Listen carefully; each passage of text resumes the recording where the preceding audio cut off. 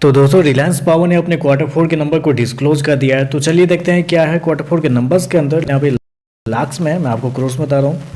तो देखिए पिछले क्वार्टर में कंपनी ने 1852 करोड़ के आसपास का रिवेन्यू जनरेट किया था ऑपरेशन के थ्रू। पिछले साल देखते हैं तो 1996 करोड़ के आसपास, जबकि अभी देखें तो 1978 करोड़ आपको जाता हुआ देखने को मिला। तो साल दर साल जाते हैं तो साल दर साल कंपनी का रेवेन्यू ऑलमोस्ट फ्लैट आपको देखने को मिल रहा है। 1% के आसपास की गिरावट है, लेकिन बेसिकली 1% की गिरावट को ज़्यादा कुछ वैल्यू देते नहीं, तो आप कह सकते हैं फ्लैट ही देखने को मिला है। तो साल दर साल कंपनी का रेवेन्यू फ्लैट है। जबकि क्वार्टरली बेस पे जाते हैं तो क्वार्टरली बेस पे कंपनी के रेवेन्यू के अंदर तेजी आपको देखने को मिल रही है। लगभग बोल सकते हैं 6 से 7% के आसपास की तेजी है। तो कंपनी का रेवेन्यू देखें तो क्वार्टरली बेस पे बढ़ा है, लेकिन साल दर साल देखें तो 1% आपको गिरता हुआ देखने को मिल रहा है।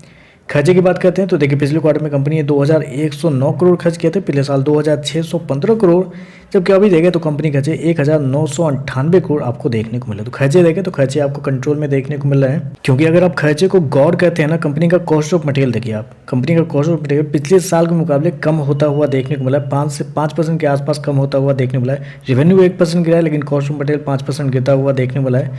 फिर कंपनी का जनरेशन, एडमिनिस्ट्रेशन, अदर एक्सपेंस देखते हैं आप तो आधा हो चुका है पिछले साल के मुकाबले, जो कि एक अच्छी बात यहाँ पे निकल कर रही है। हालांकि एक और जो होता है हमारा एक्सपेंस, फाइनेंस कॉस्ट, वहाँ पे देखें तो वहाँ पे तो कम हुआ है, क्योंकि बेसिकली हम सभी को पता है कि कंपनी ने कुछ अपने कर्जे कम किए थे 2-3 क्वार्टर पहले ही, जिसकी वजह से कंपनी के शेयर के अंदर भी तेजी आपको देखने को मिली थी।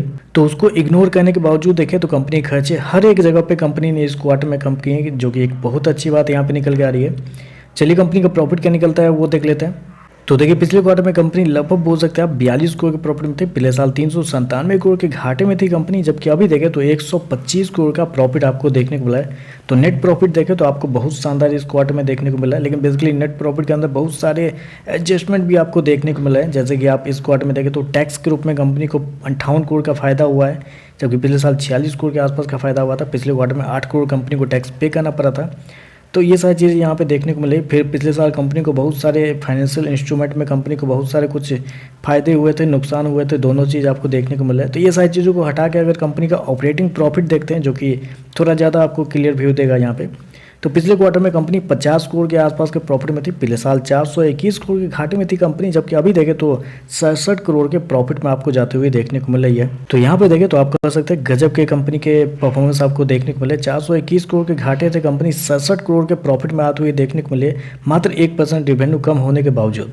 जबकि क्वार्टरली बेस पे जाते हैं तो यहाँ पे भी कंपनी के प्रॉफिट के अंदर तेजी आपको देखने को मिले, 35% के आसपास का जंप आपको देखने को मिला है। तो नंबर तो अच्छे आपको देखने को मिले हैं प्रॉफिट के मामले में। ईपीएस देखने से ज़्यादा कुछ फायदा होगा नहीं, क्योंकि ईपीएस जो है नेट प्रॉफिट के ऊपर कैलकुलेट होता है, और नेट प्रॉफिट के अंदर बहुत सारे एडजस्टमेंट आपको देखने को मिल रहा है।